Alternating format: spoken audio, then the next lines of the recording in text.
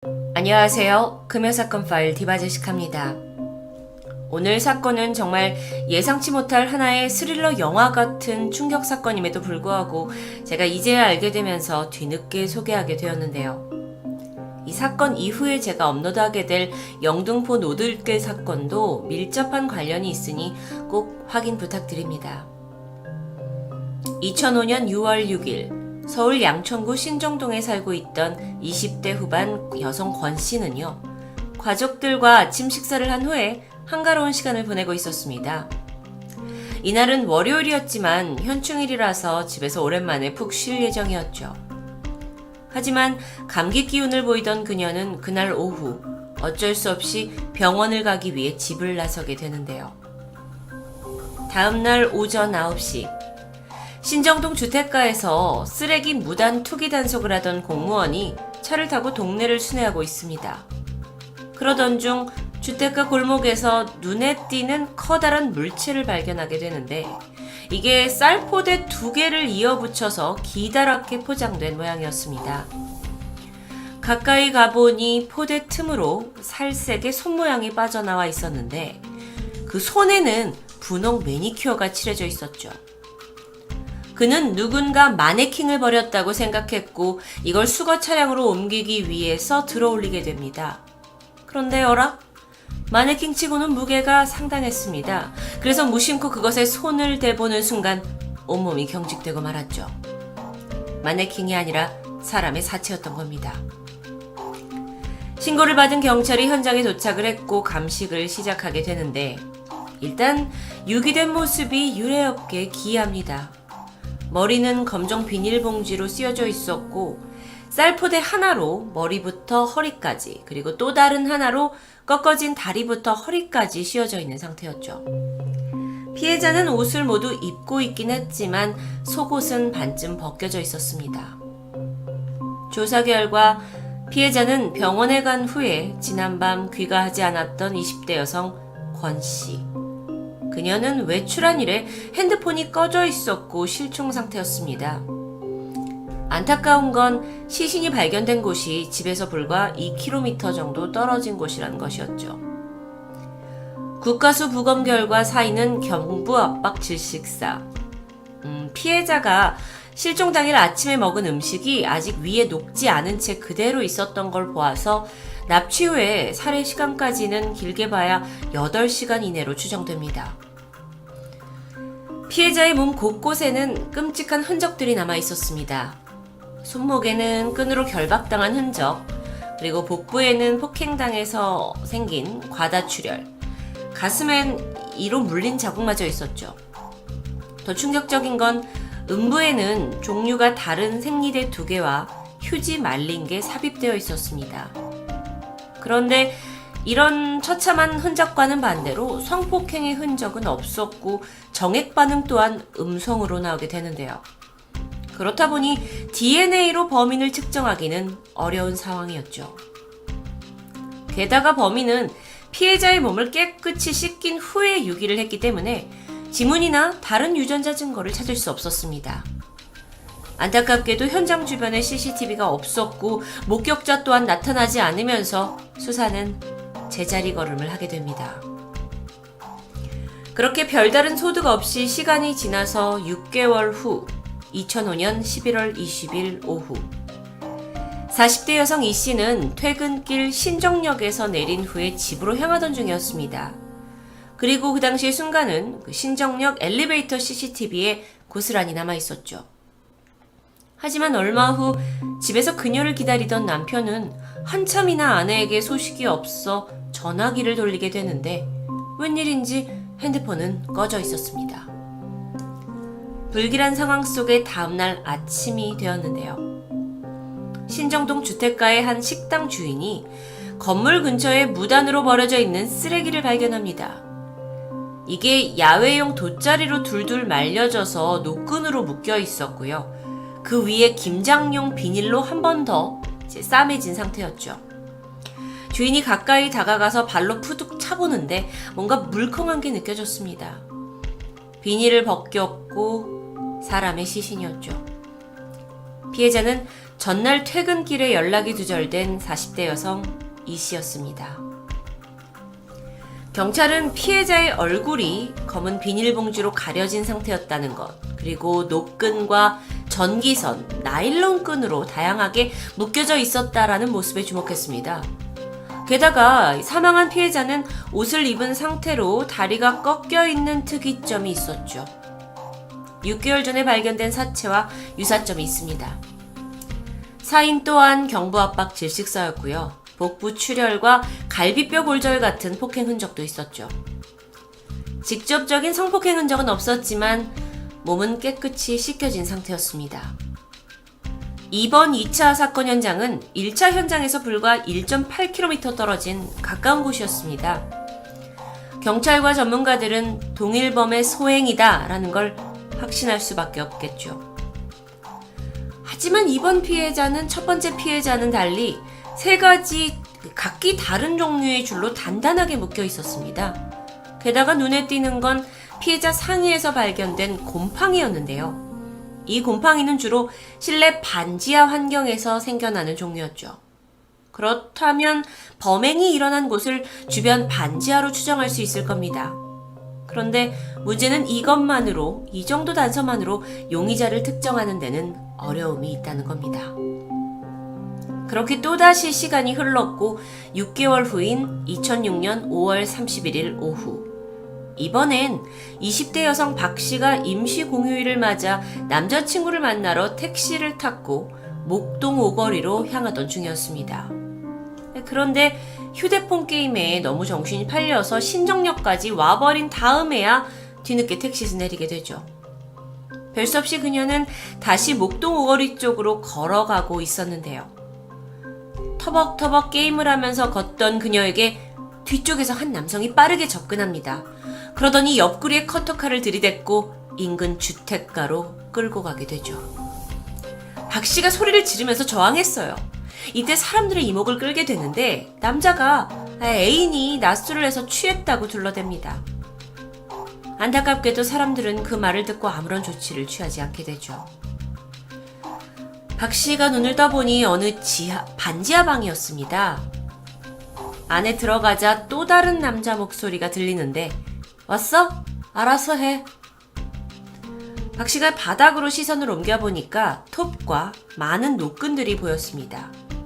극도의 두려움에 떨던 그녀. 그런데 마침 남자가 화장실을 가겠다고 일어나는 틈이 생겼고 박 씨는 숨막히는 탈출을 시도하게 되죠. 이때 그녀는 대문 밖으로 뛰어나가는 대신 외부 계단을 통해서 반지하 방의 바로 위 2층으로 올라갑니다. 그리고 그 집 앞에 놓여있던 신발장 뒤로 몸을 숨기게 돼요. 얼마 후 2명의 범인이 모습을 드러냈고요. 그들이 톱을 들고 나오면서 나 잡히면 죽여버려 하면서 욕을 했고 대문 밖으로 나갔습니다. 박 씨는 그 틈을 타서 빠져나온 뒤에 정신없이 달렸고 극적으로 탈출에 성공합니다. 이 사건의 신고를 받은 경찰은 신정동에서 있었던 1차, 2차 사건과 이 사건이 연관됐다는 것을 직감할 수 있었습니다. 특히 2차 피해자 옷에서 발견된 곰팡이가 반지하에서 만들어진 것이다 라는 게 더 연관성을 만들어줬죠. 다행히 현장에서 박 씨가 살아 돌아왔고 이제 그녀의 증언이 범인을 검거하는데 핵심이 될 수 있는 상황입니다. 그녀의 기억에 따른 범인은 30대 중반, 175cm 키에 마르고 단단한 체구였고요. 문신처럼 짙은 눈썹을 가지고 있는 게 특징입니다. 목소리는 굵은 편이었고요. 사실 이때 박 씨는 탈출했을 당시에 워낙 패닉 상태였고 날도 어두워져서 주변의 지형물들을 제대로 볼 수는 없었다고 합니다.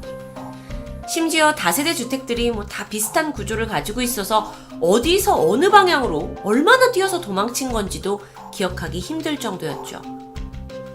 하지만 한 가지.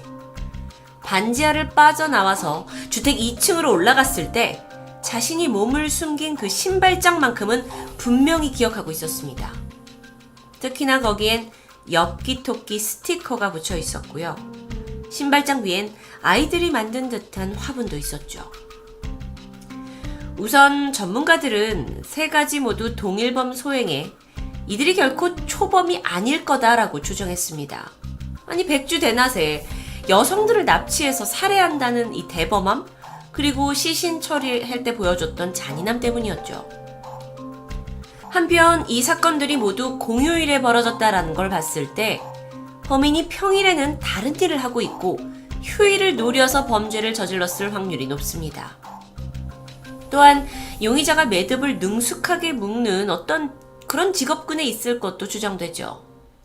이렇게 점점 범인에 대한 윤곽이 잡혀가고 더불어 그들을 마주한 생존자의 증언까지 더해지면서 경찰은 범인을 곧 검거할 수 있다라는 희망을 가졌지만 안타깝게도 이 사건은 제자리 걸음뿐이었습니다.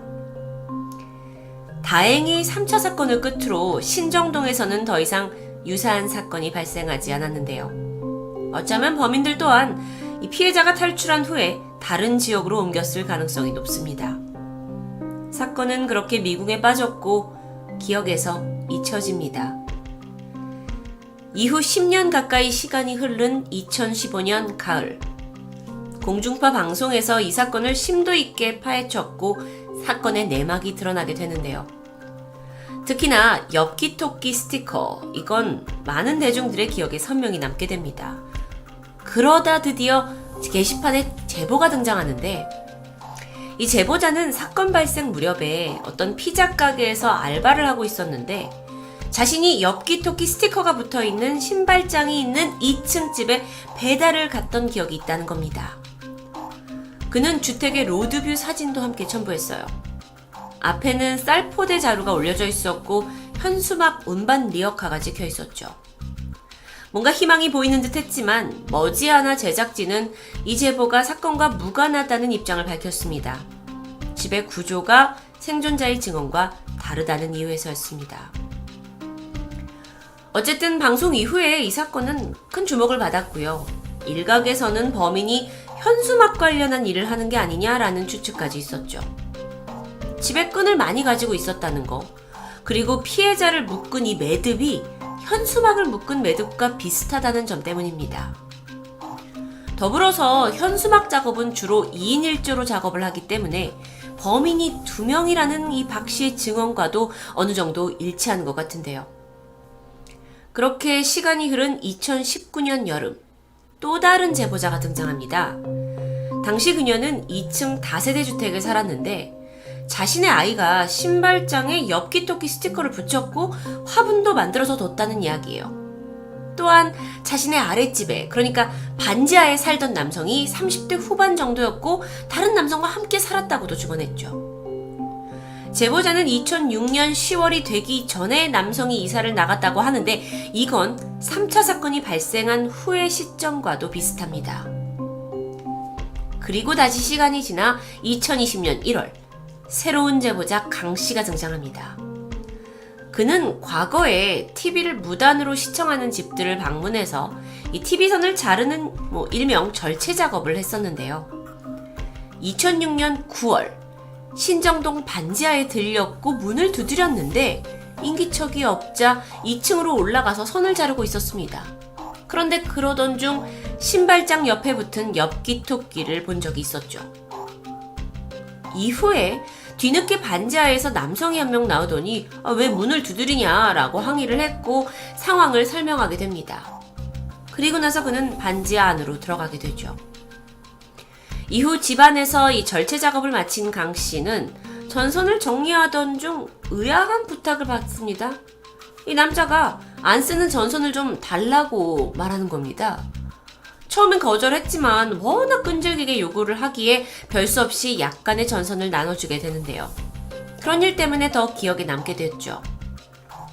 이 많은 디테일들이 실제의 범인과 매우 유사한 상황이 맞들어가는 그런 제보였습니다. 그렇다면 이제 범인을 찾을 수 있는 걸까요? 강 씨는 체면 수사를 받았습니다. 그리고 자신에게 항의했던 남성과 또 전선을 달라고 했던 남성이 동일인이 아니라 서로 다른 2명의 남성임을 기억해내죠. 특히 전선을 요구했던 남성이 눈에 아이라인을 그렸고 또 방 안에 여러 가지 끈들이 널브러져 있던 것도 떠올렸습니다. 이 기억을 토대로 바로 이 몽타주가 완성됩니다. 이목구비가 강한 인상에 눈썹이 짙게 보이는데요. 이 몽타주가 나오고 빠른 검거를 기대하게 되지만 아무리 시간이 지나도 범인으로 특정되는 사람은 없었고요. 심지어 강 씨가 직접 방문했다는 그 반지하 주택은 이미 재건축으로 철거되고 사라진 상황이었죠. 이렇게 상황이 끝난 줄 알았지만 아니었죠. 얼마 후에 예상치 못한 곳에서 소식이 들려왔습니다. 부산 기장경찰서 소속 정우성 경감. 그는 용의자로 의심가는 이들이 있다며 인적사항을 전달하게 되는데 과거 신정동 인근에서 살인과 성폭행한 전과가 있는 73년생 박근영, 그리고 화려한 노끈 기술을 갖추고 절도와 성폭행 전과가 있는 78년생 김선우. 조사를 통해 이들이 모두 신정동에서 살았던 것이 확인되었고 그 기간은 1차에서 3차 사건이 일어난 때와 일치했습니다. 제작진은 2인조 중에 김선우의 집을 찾아가서 인터뷰를 하게 되는데 그의 집안에는 끈이 잔뜩 널려있는 게 발견되죠. 하지만 김선우는 자신은 사건과 무관하다면서 반지하 싫어한다. 나는 화장 같은 거 안 한다. 라고 강하게 부정했는데요. 널브러져 있는 끈은 반려견들의 장난감이라고 해명했죠. 경찰은 박 씨와 김 씨, 이 2인조를 용의자로 특정해서 수사를 이어갔지만 결국 이들은 혐의 없음으로 판명됩니다. 그런데 또 다른 주목할 만한 점도 있습니다. 현재 이 사건은 한 달 뒤인 2006년 7월에 발생한 영등포 노들길 사건과도 동일범의 소행이 아니냐라는 가능성이 제기된 건데요. 일단 범인이 2인조라는 거, 그리고 성범죄는 한 명이 저지르고 시신 유기는 같이 했을 가능성이 높다라는 점, 시신을 깨끗하게 씻겼다는 점, 그리고 시신에서 검출된 흔적과 이물질 등등이 근거로 제시됩니다. 이 사건 또한 금사파에서 다룰 예정이고요. 신정동 연쇄살인 사건의 경우 현재 DNA 같은 직접 증거가 없기 때문에 추가 수사가 매우 어려운 상황입니다. 범인을 특정한다고 하더라도 자백이 없는 이상 종결은 힘든 상황이죠. 이렇게 난해한 미제 사건인데 반면에 영등포 노들길 사건은 DNA가 확실한 증거로 남아 있습니다. 만일 신정동 사건과 영등포 노들길 사건이 동일범 소행이라면 미제 사건 해결의 가능성이 매우 높아질 텐데요. 이런 희망 속에서 경찰은 그 어떤 작은 기억의 조각이라도 좋으니 시민 제보가 절실하다면서 제보를 간절히 기다리고 있습니다. 금요 사건 파일 디바제시카입니다.